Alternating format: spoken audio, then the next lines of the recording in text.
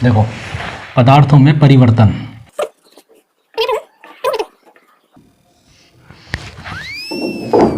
यहाँ पर जो पदार्थ की बात कर रहे हैं ना, दोनों केमिस्ट्री पढ़ रहे हैं तो केमिकलों की बात कर रहे हैं, ठीक है। निर्जीव चीज़ों की बात हो रही है, यहाँ सजीव चीज़ों की कोई बात नहीं हो रही। तो यहाँ पे जो पदार्थ का मतलब ठोस, द्रव और गैस, तीन रूप होते हैं पदार्थ के, तीन अवस्था होती है। तो यहाँ पे अगर पदार्थों में परिवर्तन की बात कर रहे हैं तो दो तरह के परिवर्तन होते हैं, ठीक है। पहले मोटा मोटा समझ लेते हैं। भौतिक परिवर्तन,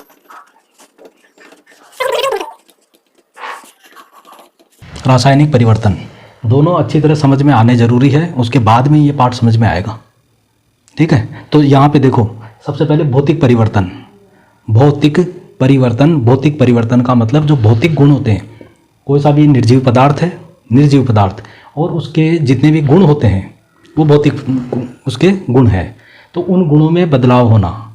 और जब भौतिक गुणों की बात कर रहे हैं तो हम अवस्था की बात कर रहे हैं यहाँ पे, और भी कई चीज़ें हो सकती है अवस्था के अलावा। अब जैसे यहाँ पे उदाहरण से समझ लेते हैं। तो उदाहरण देखो, हम सबसे बढ़िया उदाहरण है आपके पास में बर्फ़। अब बर्फ़ से हम कैसे समझेंगे अवस्था परिवर्तन? तो बर्फ़ को अगर हम गर्म करते हैं, ठीक है, अगर बर्फ़ है और यहाँ पे हम इसको मान लो 20 डिग्री का तापमान देते हैं, तो ये बर्फ़ किस में बदल जाएगी? पानी में। किस में बदल गई? जल में। तो ये जल क्या है? द्रव। अवस्था बदल गई, पहले ठोस थी, ये बर्फ़ ठोस है। और जब हमने इसको 20 डिग्री पे गर्म किया तो ये किस में बदल गई? द्रव में। अवस्था बदल गई। इसका मतलब ये जो परिवर्तन है, ये जो बदलाव है, ये है भौतिक बदलाव।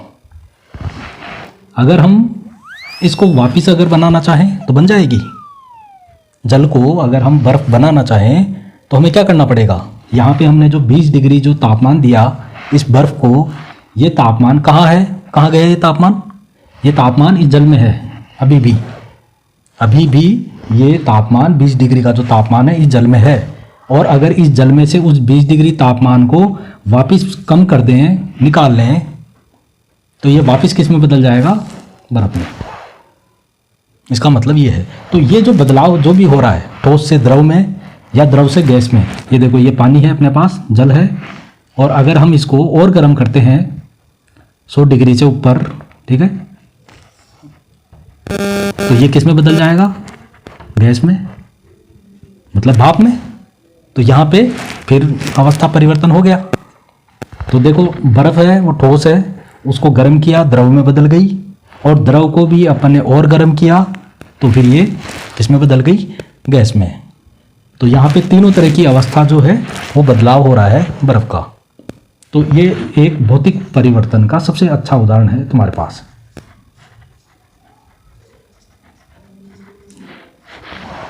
तो यहाँ पे इस चित्र को देख के भी समझ में आ जाएगा कि भौतिक बदलाव क्या होते हैं। अवस्था में परिवर्तन होना। अब देखो यहाँ पे आकार भी परिवर्तन हो गया ना। यहाँ पे बर्फ़ जो थी एक इस तरह की, मान लो अपने पास बर्फ़ की एक सिल्ली है, तो ये आयताकार है। इसको जब हम गर्म करेंगे ये पिघल जाएगी। तो ये देखो ये इसका रूप, इसका जो आकार है वो भी चेंज हो गया। पहले ये आयताकार थी, अब ये पात्र के हिसाब से, जिस बर्तन में हमने इकट्ठा किया उस बर्तन के हिसाब से ही, क्योंकि जो लिक्विड होता है उसका कोई आकार नहीं होता, वो जिस बर्तन में रहेगा वो वैसा ही आकार ग्रहण कर लेगा। और जब हमने इसको भी गर्म किया तो ये गैस बन गया। और ठोस और द्रव और गैस, इनके क्या गुण हैं तो वो मैंने पिछली वीडियो में बता रखे हैं। तो ये एक क्या है? भौतिक बदलाव है। तो भौतिक बदलाव का मतलब सीधी सी बात है कि अवस्था, रूप, रंग, गंध, स्वाद, आकार,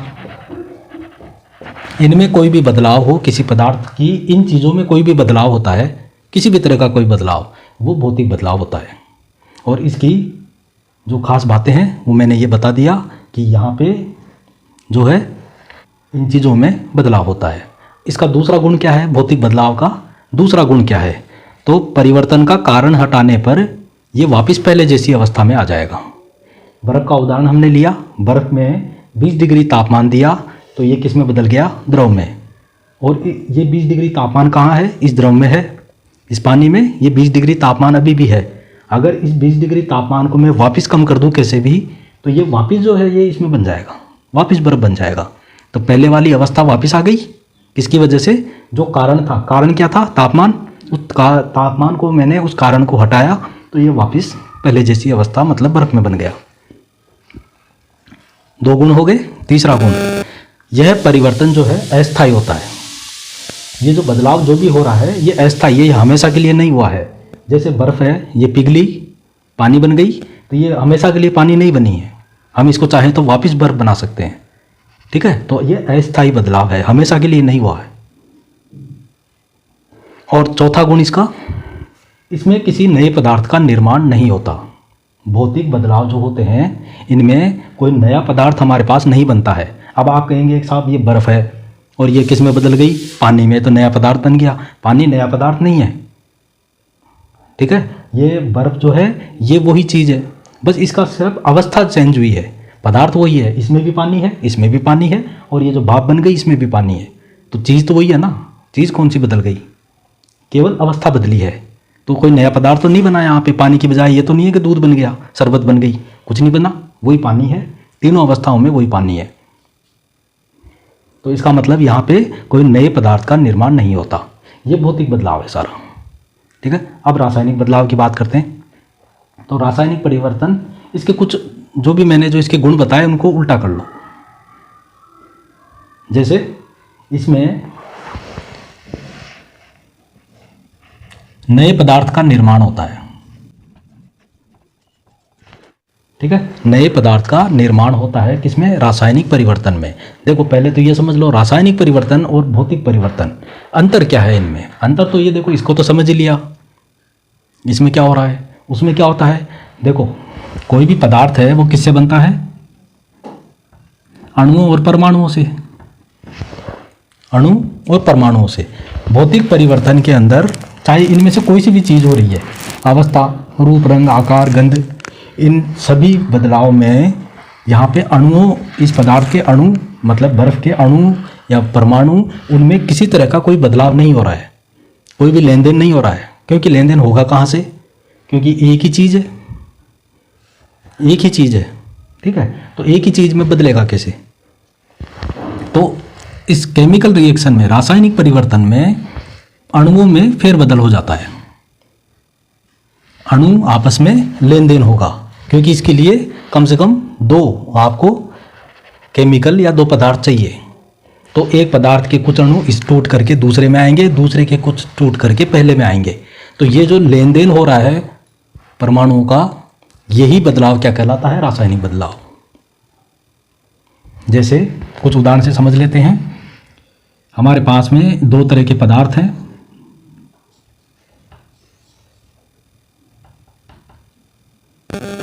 ये 2 अलग अलग तरह के पदार्थ हैं, दोनों अलग अलग हैं, मतलब ये दोनों क्या है? अभिकारक हैं। और जब हम इनको मिलाएंगे मान लो, और ये अगर दोनों ही जुड़ गए, आपस में जुड़ गए, ये लो, तो यहाँ पे कौन सी क्रिया हो गई? अणुओं की, परमाणुओं की कौन सी क्रिया हो रही है? जुड़ने की।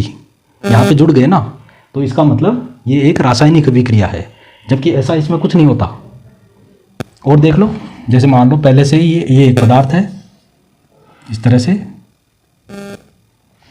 इसको मान लो हमने गर्म किया और ये दोनों अलग अलग हो गए, तो यहाँ पे क्या हो गया? टूटने की क्रिया हो रही है, इसमें जुड़ने की क्रिया हो रही है, इसमें टूटने की क्रिया हो रही है। तो ये भी क्या है? रासायनिक बदलाव है। एक और देखो,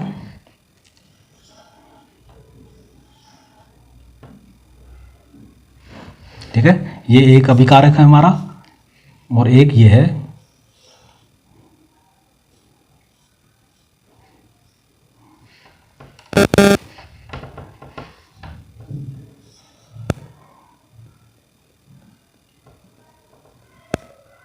ये लो, अगर हम इन दोनों को मिलाते हैं तो यहाँ पे क्या हो रहा है कि ये जो है, ये खाली वाला, ये इसके साथ में जुड़ जाएगा और ये जो है वो इसके साथ में जुड़ जाएगा। देखो,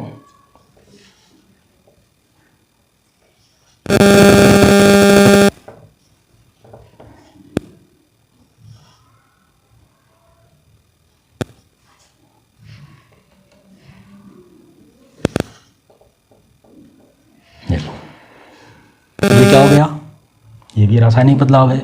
इसको और अच्छी तरह समझ लेते हैं, इस चीज़ को एक बार अच्छी तरह समझ लेते हैं कि यहाँ पे इसको समझना जरूरी है अच्छी तरह। नए पदार्थ का निर्माण कैसे होता है, तो देखो ये है सोनू और इसके साथ में है कौन है, मीना, इसकी गर्लफ्रेंड, ठीक है। और ये दोनों जाते हैं कहाँ पे, बाग में, गार्डन में। अभी ये कपल है, ठीक है, और ये गार्डन में गए, गार्डन में इनको एक और कपल मिलता है, ठीक है। यहाँ पे मंजू और उसके साथ में जो लड़का है वो है, कोई सा भी नाम रख लो, पंकज, ठीक है भाई। दो कपल है अपने पास में।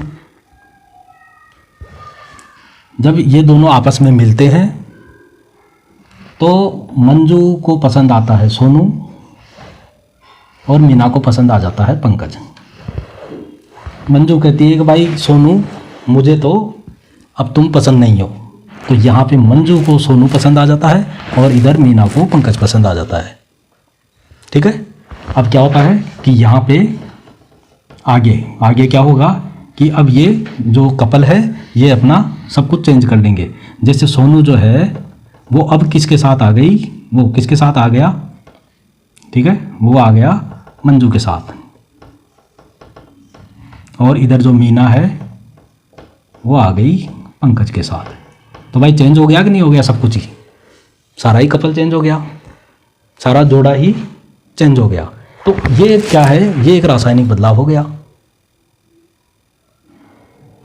तो यहाँ पे रासायनिक बदलाव में जो अणु और परमाणु है उनमें लेन देन होता है आपस में, ठीक है।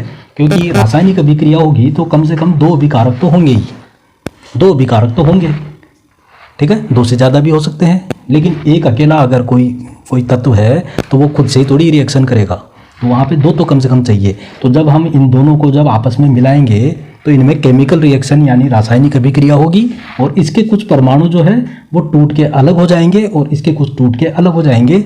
और ये भी हो सकता है कि इसके कुछ परमाणु इसके साथ जुड़ जाए और इसके कुछ इसके साथ जुड़ जाए,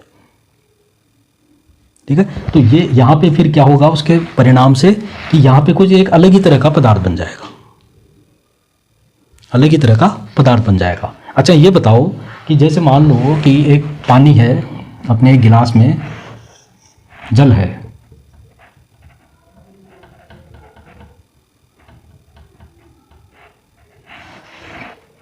अगर हम इस जल में एक चम्मच क्या मिला दें, नमक, और इस पानी को अच्छी तरह से हमने हिला दिया, तो अब ये क्या केमिकल रिएक्शन हो गई यहाँ पे, क्या यहाँ पे केमिकल रिएक्शन हो रही है, मतलब यहाँ पे दोनों के अंदर रासायनिक बदलाव हो रहे हैं या कुछ भौतिक बदलाव हो रहे हैं, बता सकते हो। पानी के अंदर नमक घोल दिया या पानी के अंदर चीनी हमने घोल दी, तो वहाँ पे जो आपस में अगर पहली बात तो कोई रिएक्शन होगी कि नहीं होगी, और अगर होगी तो वो रिएक्शन जो है वो भौतिक है या वो केमिकल है, रासायनिक बदलाव होगा कि नहीं होगा। तो कैसे पता लगाएंगे भाई, सीधी बात है कि अगर हम इन चीज़ों के यहाँ पे जो एक सोल्यूशन बन गया, दोनों को मिलाने से एक सोल्यूशन बन गया, अगर इस सोल्यूशन को हम वापस अलग अलग कर सकते हैं तो ये भौतिक बदलाव है, और अगर वापस अलग नहीं कर सकते तो ये रासायनिक परिवर्तन है।